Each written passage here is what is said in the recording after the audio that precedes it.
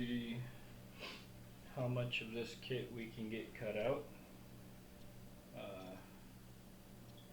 I got the camera just kind of focused on the plans, but I'm here. See if that turns out. Alright. What we're going to do is, by cutting out the parts, we're just going to kind of focus on the stuff that's, you know, relatively difficult. It's pretty easy designing the plane was probably not easy, but it's designed around the idea of being easy to build.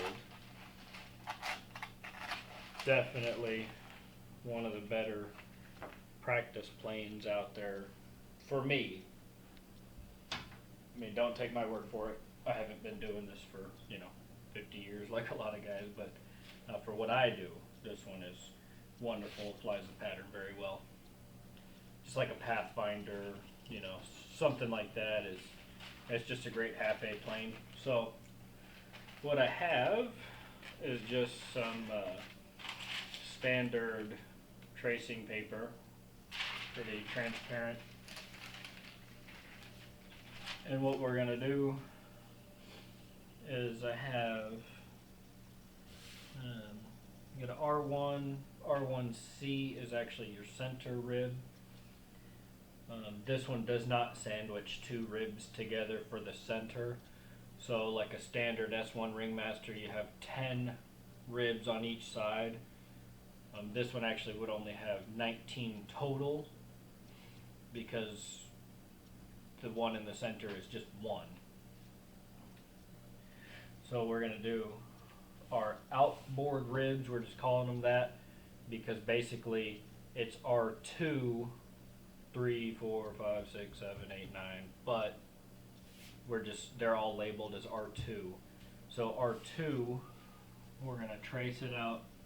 And I'm doing this on this tracing paper because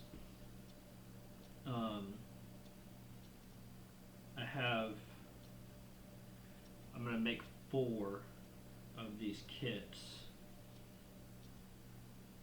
at the same time, and I'm going to show you why I'm doing it on tracing paper. If you were just kind of scratch building this, a lot of times I have taken and copied to make 2 sets of plans, so I can cut one up and keep one under glass while I'm building. That way I can do my pattern without sitting here having to trace. Tracing in this instance is just going to be easier. The plan is to take these ribs and we are going to make a plywood template of these ribs. Like I said in the first video, typically, obviously a Ringmaster has a tapered trailing edge. This does also, but it's done with the trailing edge balsa. So let's label this R2. And so we just trace that onto the tracing paper with the normal pencil. We're going to make plywood templates of this because we're going to sand and shape the plywood template to this exact rib. Make sure it fits the plan very well.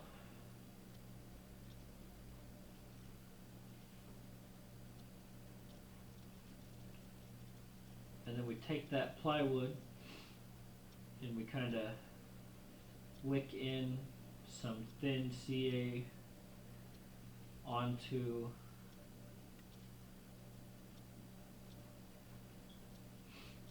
the the perimeter of the plywood template, and then we sand it nice and smooth. That way we can just glide our knife across the template, cut out the rib from the balsa really quickly, and we won't damage the ply.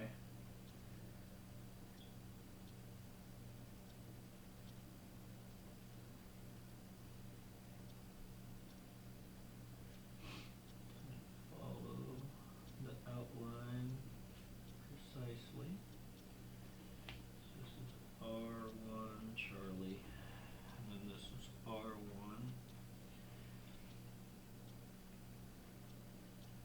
One thing that's helpful while you're tracing out these ribs, if you don't cut out your own ribs or you haven't done it before, Make sure you go ahead and do the center line on your template. especially if you plan on using a jig or something. It's just a lot easier, because that way you can drill right on your center line.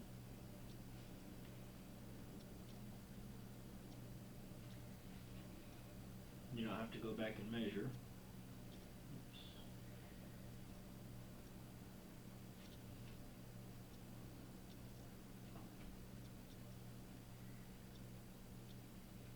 The reason I want to be as precise as possible on these ribs, and a lot of people measure their own ribs, make their own ribs, using like a French curve, or if you watched the Excalibur build by Sparky, you see he does the method with a shoe. And if any of you have seen Sparky's airplanes fly, you know that works, and it works great.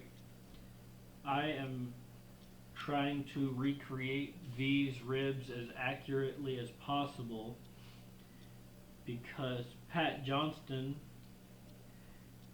is the designer of this aircraft, and knowing that, what I want to do is recreate as accurately as I can his design for this airfoil. I don't want to forget the half rib. We also got to cut half ribs. The reason I'm doing this template is because, so if one airplane takes 20 ribs, I want to make 4 airplanes in one shot.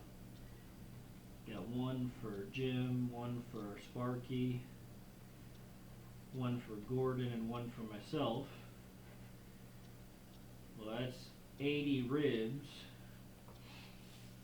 and an equal number of half ribs. So that is a whole lot of trying to cut stuff out that I don't want to transfer paper. So I want to make sure I get these ribs as close as possible so I could use this template so I could knock them out as fast as possible. This is just something I'm doing for Control Line Craftsman.com. I am not a kit maker. I'm not getting in the kit making business. However, I do a lot of half-A aircraft. The guys I know and the guys I fly with consider me a relatively good builder, so I'm hoping the individuals who get this will enjoy this as much as I enjoy building it for you and posting these videos on ControlLineCraftsman.com. So, okay, we got our ribs, templates, drawings I should say. We got R2, R1 Charlie, R1 and R2 half. That's it on the ribs. So we're gonna make a plywood template of the ribs. I'm debating whether I want to do a template of the doublers because there's only 8 I have to cut out.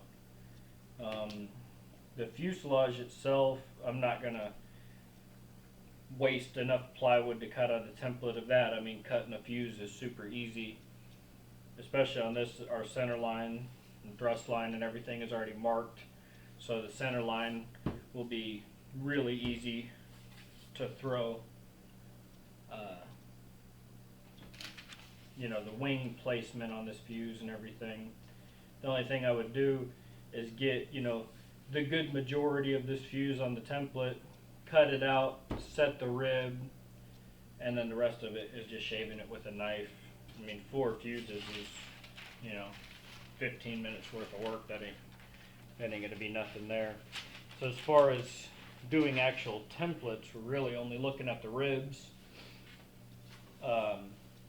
This shear web or I-beam type spar, it's 15/16 strip. So all I'm going to do on that is I'm going to take a 36-inch piece of 16th inch, and I'm going to take, you know, a planking stripper and just strip that off like I was making cap strips. So there won't be really much to that. So for our plywood templates, let's see if I can get a better shot of that. I have, a lot of people probably have this same model. It was very popular, but the Dremel 16-inch scroll saw. I like this one because it's quiet. The slow speed is really slow. Doesn't bounce a lot. And I mean, most good tools have your vacuum accessory hookup right there. So we'll be cutting the ply parts with this and then sanding to shape to make sure that we actually have the right stuff going on here. And let me go ahead and grab that stripper in case somebody is unfamiliar with that who is following along that wants to build one of these by themselves.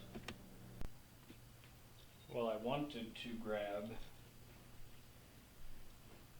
that balsa stripper, but I can't find it right now. I also can't find my purple glue stick, and I can't find the scissors that I wanted, so I don't know. I guess it's just going to be one of those days, right? So that's okay. We're just going to cut out these rib templates anyway.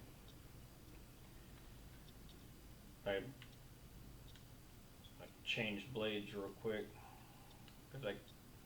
and I will show you on the tracing that I cut out for R2, which is the majority of the ribs that we will be cutting out.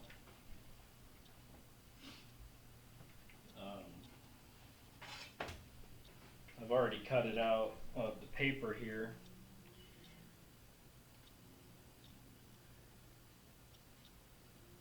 So what we want to do is that front bass mouth section, you know, so the bigger hole on R2 half rib there, you'd see that this square stock would be the correct size to use for our leading edge. Sorry. So with that, we're going to take and make sure that whenever we are lined up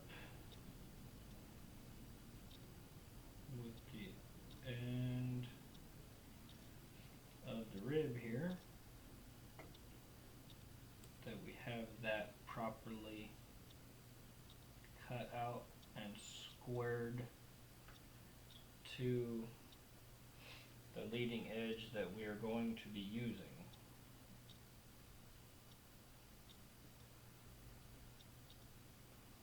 Because, say we would have been slightly off.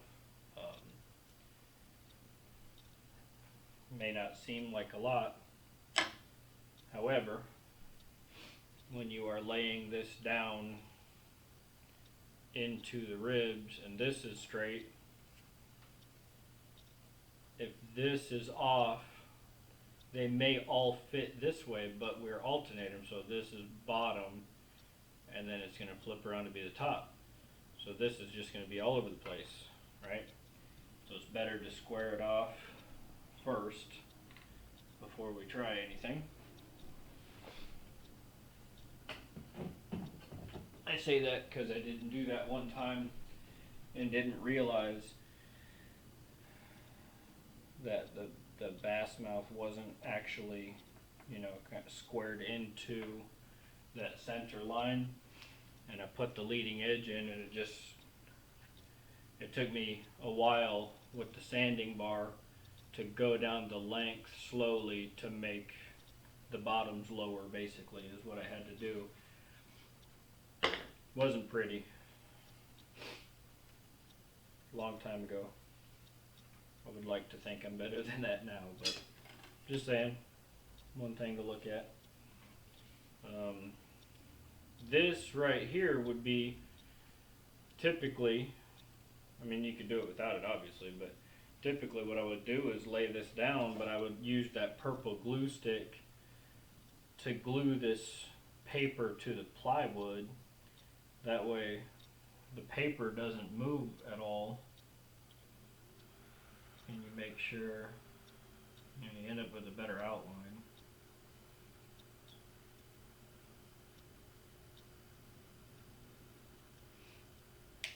Like that. I screwed it up.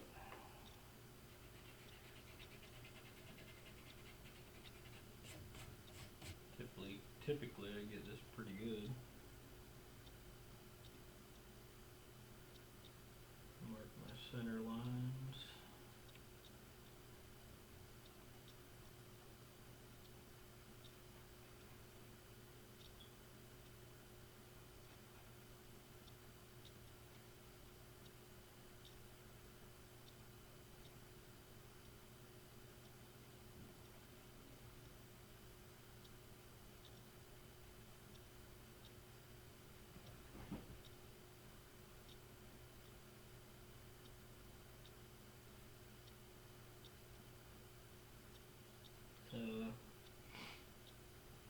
At least if I mark out the center lines first, I can judge whether it's moved or not.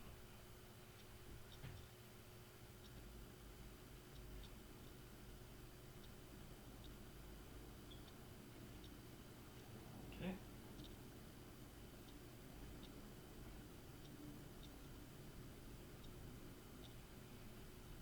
There we go.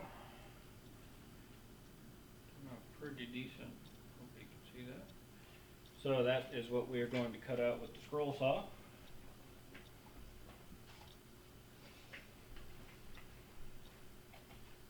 I'm hoping these are not terribly boring for everybody watching.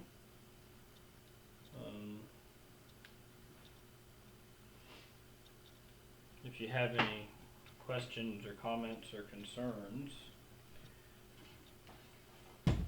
you can just put it down in the comment section of this video, because then it'll actually alert me through my phone.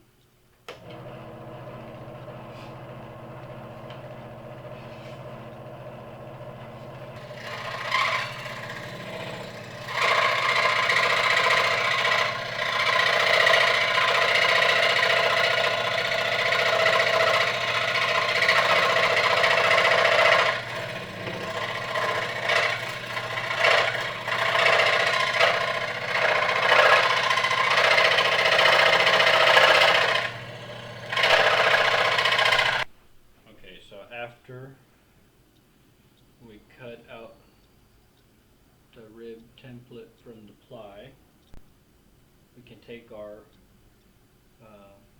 shaper sander that's squared off, and we can stick it in that bass mouth and just slowly pull it to clear out any debris, but also you can use that as your square to make sure that you got the mouth square. And then once we have all that to where we feel we did a good job, we can place it over the plan and verify that we actually cut it out properly, and it is awfully close. So at this point, we don't really need much in the way of sanding, but what we're gonna do, just kind of clean it up, make sure that there's no burrs. But like I said in the beginning, what I do is take a little thin CA and go just around the perimeter of the rib, and it's probably a lot easier to do this with a Q-tip. Just dip the Q-tip, CA the perimeter, or those little pipettes from Amazon, and if I could find them, I'll put the link to the little pipettes on Amazon.